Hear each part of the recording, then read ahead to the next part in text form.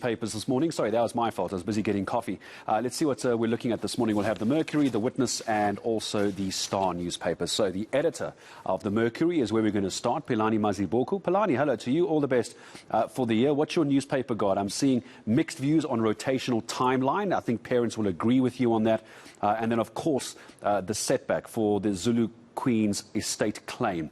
Very messy at the moment. Where would you like to begin on your newspaper, the Mercury? Good morning. Yes, morning.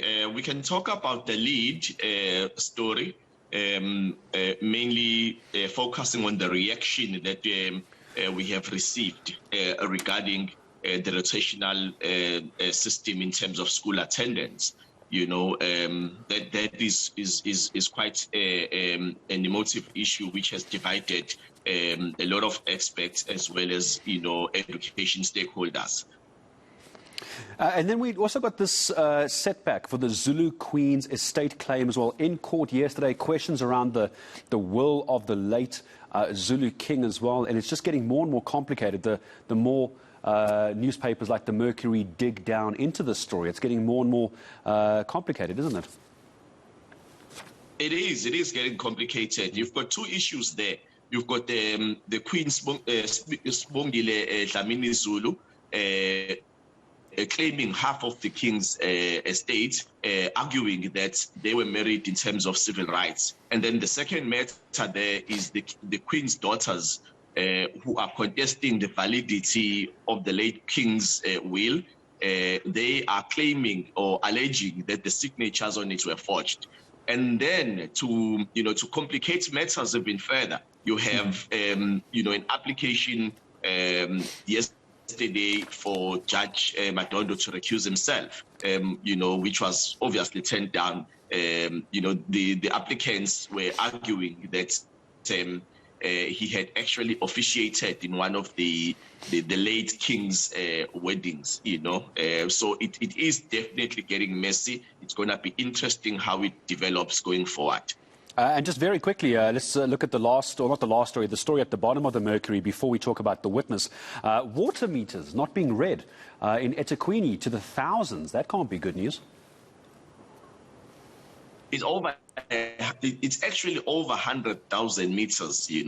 It's a problem that has been there for quite a while. The municipality has not been able to get on top of the matter, and it is stifling service delivery, and it is a serious frustration for the residents, because what it means basically is that meters are being estimated, and that can have all sorts of implications, including people being disconnected unfairly. Let's move over to the Witness newspaper quickly as well, and I just want to draw a comparison between the headlines, if we could. So, battle for the Zulu throne heats up, but that's not where I'm going with this. The top story in the Witness calls to remove 3 influential KZN leaders in the ruling party's provincial top 5 leadership structures. So, the Zulu throne battle is heating up, but also the fight for the top positions in the ANC around the country also heating up. Going to get complicated before the ANC elective conference.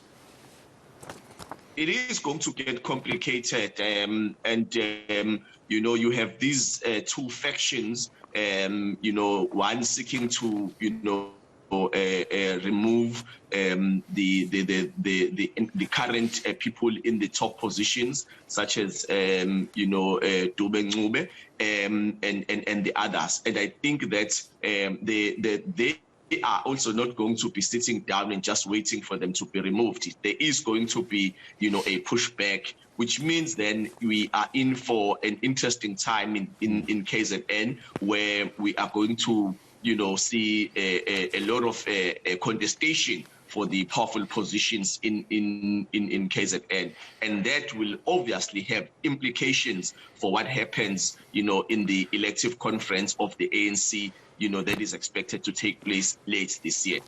Yeah, we thought the local government elections last year were interesting. It's going to be a big and fascinating year in the world of politics this year as well. Philani Mazibuko, thank you so much, as always, for your time, the editor of the Mercury newspaper, taking a look at that for us. So we ran a little bit out of time on this one, so let me just tell you what the Star has very quickly. They're talking about unplaced learners is a major worry, and Mangaung Metro is now a city of sewage. That's what's happening in the Star newspaper. It's a stressful